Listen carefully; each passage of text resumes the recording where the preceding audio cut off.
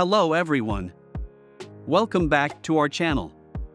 In today's video, we'll explore two methods for capturing screenshots on your iPhone 15 Plus or any iPhone with the latest iOS version. So let's dive in. The first and most straightforward way to take a screenshot on your iPhone 15 Pro is by using the button method. Simply simultaneously press and release the side button and the volume up button. When done correctly, you'll hear a snapshot sound, indicating that you've successfully taken a screenshot.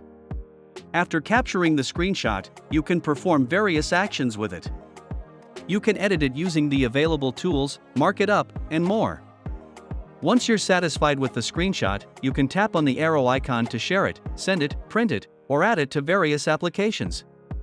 Alternatively, you can tap the Done button, giving you the option to copy, delete, or save the screenshot to different locations, such as photos, files, or quickness.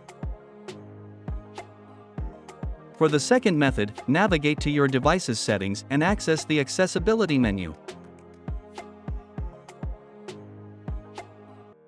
In accessibility, go to the touch section and find the back tap feature. There are two options for back tap actions. Choose the one you prefer, and in this example, we'll select double tap to take a screenshot.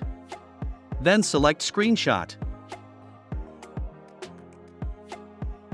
Now, whenever you want to capture a screenshot, just tap twice on the back of your iPhone, and it will function similarly to the volume up and side button method.